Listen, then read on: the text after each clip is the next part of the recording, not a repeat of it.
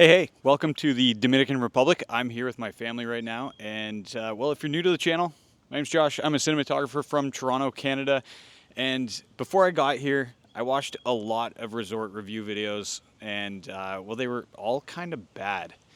And they were all mostly shot on phones like this, the iPhone 16 Pro, the iPhone 15 Pro, even older phones. You can get such better quality than what I had been seeing from a lot of these videos. So in this video, we're gonna talk about how to make your phone footage just look a lot better than what a lot of what I had been seeing online, because I want better entertainment when I'm watching my resort review videos. So I'm gonna help you out with that, hopefully. Now here's the best part.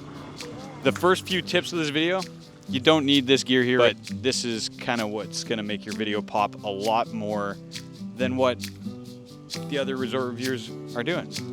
So let's get into it.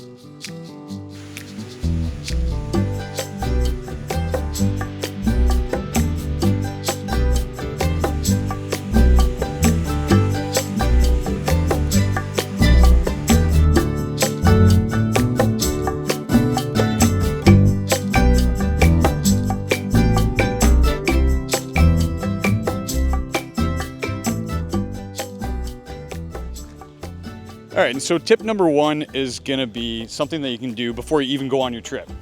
That is pre-production. Plan a shot list. Shot list is just gonna get you done a lot quicker. My parents paid for this trip. I don't wanna spend more time than I have to. Making this video, I wanna get done as quickly as possible, and building a shot list is gonna help you do that. So if you know what types of shots you're gonna need to complete your video, so let's say if you're making this resort review and you're gonna be talking about the different restaurants, plan out the shots that you're gonna need to really show off the restaurants as well as you possibly can. I see a lot of videos being made where people are just kind of like wandering around aimlessly, just pointing the camera wherever, and they have no intention in any of their shots. And having that shot list is just gonna make your video that much better. So think about your wides, your mediums, your tights, whether that shot needs to be moving or not. Any of these things are gonna make your video just a lot more enticing to watch, and people are gonna stay engaged in the content that you're producing. So that's tip number one. I lied. There's actually one other part to this, and that is that you can actually look at the resort website. You can look at what other people are writing about the resort, and you can see what other resort reviewers on YouTube are saying about it, to look at the things and the gaps that they may have left in their videos, or the things that you feel like you wanted to know more about that they didn't talk about. Those are some other things that you can do in pre-production to really help build your video and make it unique to your specific style or character. And that is tip number one, and that's what's gonna make your video stand out quite a bit more than what you're gonna find with a lot of other videos out there. So there you go, tip number one. Now we're done. Tip number two is gonna be framing your shot. A well-framed shot is gonna keep your audience's attention. It's gonna keep them grabbed onto your video. And if you look at any Hollywood movie you've ever watched, every cinematographer is going to frame their shot to convey a specific emotion, whether that's a negative emotion or positive.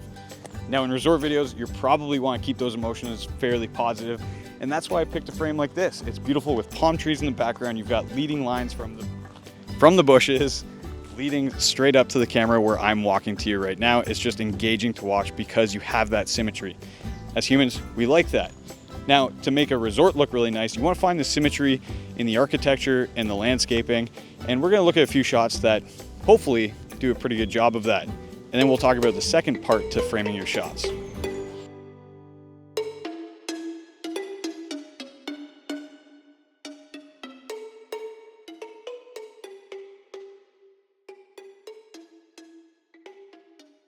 The last part of this tip is just to be intentional with your camera movement. You don't want to give away everything in the first shot of your video, which is what happens with a lot of amateurs when they're building their resort guide videos.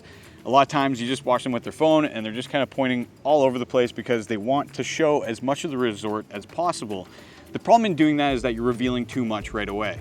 And a lot of times it's shaky and it's aimless. Like, we don't know what you're trying to show us when the camera is just kind of going all over the place, trying to show us everything at once. Building intention in your shot is going to keep intrigue into your video, so that, let's say you're showing the path to the beach. You want to start with a tilt shot from the palm tree and then revealing down the pathway, so that we want to know what's coming next. We don't know what's coming next, but it kind of leads us to think we're gonna see more in the next shots. And that's super important when you're trying to keep engagement in your videos. By revealing everything at once, we've seen what we need to see, and we're gonna click away that much faster. And this is gonna take us into tip number 3, but we're gonna go to a different spot again and talk about that. Building intrigue. You wanna know what I'm doing next. Tip number 3 to make your video look way better is to build sequences of shots. Sequences are like mini videos inside your video. They all have a beginning, a middle, and an end. So you have to think of building your intro. We talked about the Japanese show table earlier. You wanna show your family going into the restaurant. So that first shot tilting down from the sign, revealing your family walking into the restaurant. Well, what happens next? So next you're gonna show, I don't know, maybe the chef is starting to put plates out on your table and then starting to build those ingredients. You wanna get some reaction shots of your family.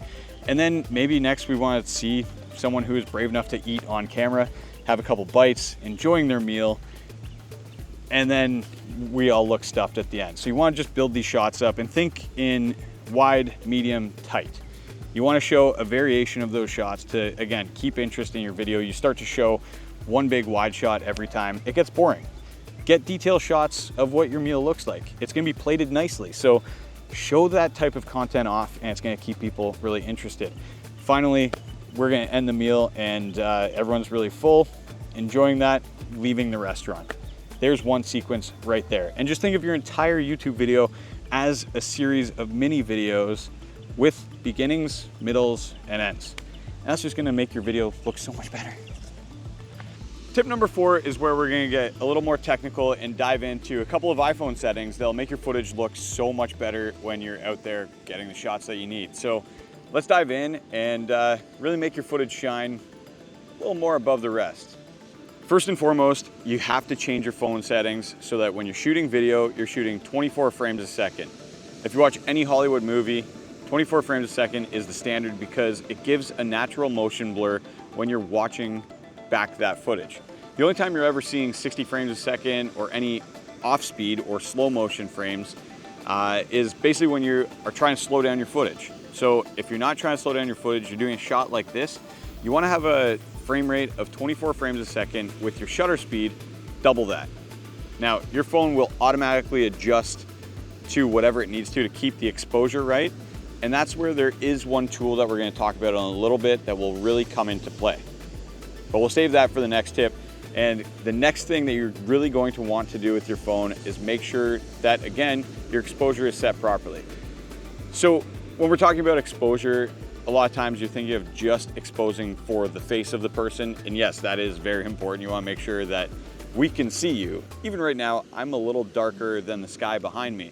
But what I've tried to do is find a balance between my face being exposed and the sky being exposed as well, because I wanna make sure that I can see the details. Again, I'm in a beautiful place and the sky is usually pretty dramatic. Right now it's 7:30 in the morning. The sun's already risen, but I got some great shots of sunrise. And you'll notice I always try to expose for those clouds in the sky because that's what's gonna make your footage just look so much better than a lot of other people who are going to technically overexpose the sky to make sure that they're exposed in the shot perfectly. So a few of those tools that are gonna help you in framing up your shots are your frame guide and your level guide that are in your phone or in your camera. Now what the frame guide does is just gives you a cross section to give you your rule of thirds. And what that's gonna do is give you the intersecting points in the frame, which are basically the most interesting points, or at least help you build interesting points in your frame. So right now I have the Punta Cana sign on my left. I kind of walked into this frame on the right and it's balanced out the frame a little bit more, hopefully. I'm shooting this on my own, so I'm kind of guessing. But using those frame guides is gonna help you hopefully nail your shots a lot quicker.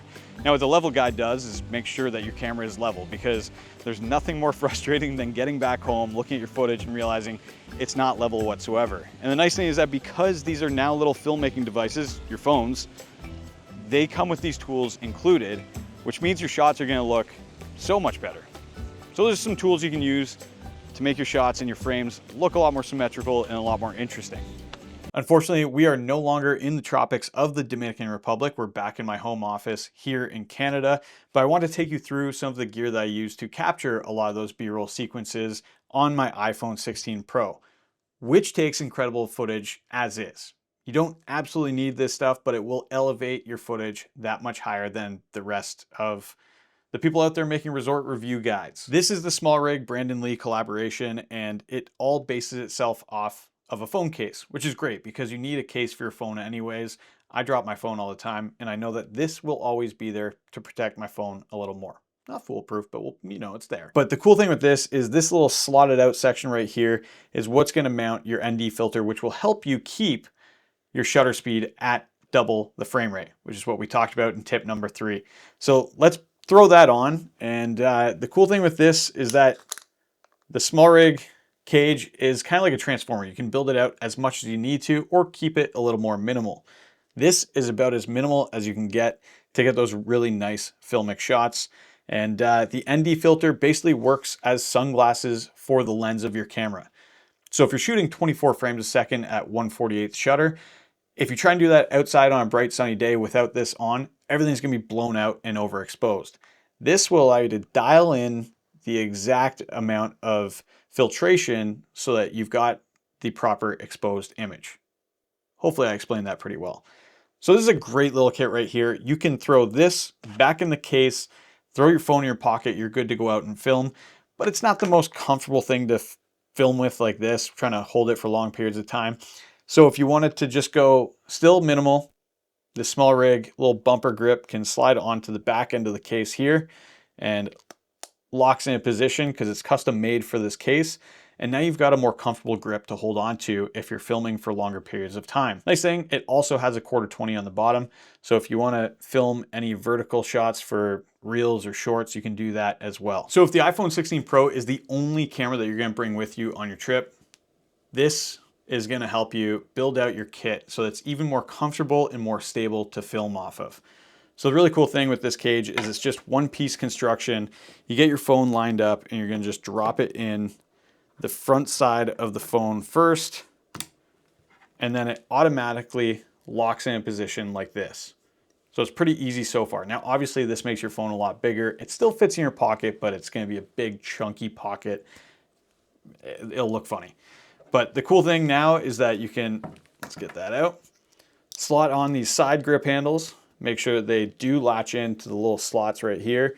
And then you've got an even more stable filming platform there. So these can actually twist around and you can rotate the angle of the handles if you want to, depending on the position that you're filming in. They also come with these top bumpers here. I just took them off right away. This one's kind of cool. It's actually a Bluetooth shutter button, but again, I'm fine tapping on my phone screen, so I just took them off. I'm gonna leave them off to the side here. Now next up, I bought this separately from the kit. So this is from Newer. This was another 40 bucks, I think, but this is gonna allow you to mount an SSD onto any of the cold shoe mounts on the phone cage. So what the SSD is going to allow you to do is film directly to this hard drive. So you're never going to take up any extra space on your phone, because if you're like me, you fill up your phone pretty quickly. Even though I've got 512 gigs, I still manage to do it. So recording directly to another device is going to actually save you all of that extra space on your phone. And that's going to plug straight into the USB-C port in the bottom of the phone. And again, recording your footage straight to here. So if you're shooting in ProRes or any of those higher frame rates where it really starts to fill up your phone, that's going to avoid that situation there. And you're ready to edit right off of this hard drive, which is pretty sweet. Can't forget the ND filter. It's got a slide on. It's a bit more snug fitting it onto the cage, but it will slot on right there. And that's what I filmed all of the B-roll on there. So it's really nice because it's a lot more stable when you're filming, two hands on the grips here. And then it's going to allow you to add other accessories if you buy the USB-C hub from SmallRig as well. I didn't buy it myself, but the USB-C hub, what it's essentially going to do is allow you to plug one USB-C in, and then you've got more I/O ports. So if you want to plug in your hard drive as well as an external microphone, whether it's wireless like these DJI mics or just a shotgun mic that you may have mounted onto the left side of the camera, you can do that as well and really build this out to basically shoot content all day without needing to stop. So you're really only limited to the battery life that you may have on there. And again, you can add a V-mount battery to the bottom of this if you have that I/O hub attached to this as well. For myself, I knew I wouldn't be shooting for that long while I was on vacation because, well, I was on vacation and I didn't want to shoot all day. I was just trying to get shots when I had time, build this video out, and then go back to just enjoying time with my family. A couple other things about this rig. It's really nice because these handles can actually go vertically as well, if I can get it. And so now, if you had this mounted, let's say you want to go this way and have a top handle, you can do that. You can also film vertically, have them on either side like that. That is another nice feature with this kit and how modular it is. The only downside to this kit is the ND filter, which I know I've spoken highly of, but because it has such a wide range of exposure that it can stop down to, you do get cross polarization in this ND filter, which is unfortunate. I'll show you some examples here where you get these really dark spots in the corners and then you have this weird light streak going through the center. And that's because it goes from 1 to 9 stops. Most ND filters like this one from Moment only go from 2 to 5. And that's been their way of mitigating how much cross polarization happens. So when you look at some of the higher end phone cages from Moment or from Polar Pro, you're gonna get better glass in the ND filter and their systems just work a little bit better. But again, for bang for buck on this system here, it's a pretty sweet deal if you're just getting to iPhone filmmaking. So if you have any questions about this rig, leave a comment down below. I'll leave a link to the whole kit. It's an Amazon affiliate link. I get a small kickback if you buy it through that link. Let me know if it works for you. If you're just getting into this and you have any other questions about filmmaking, I do make videos when I have time, and hopefully I can answer them there. All right, we'll see you in the next one.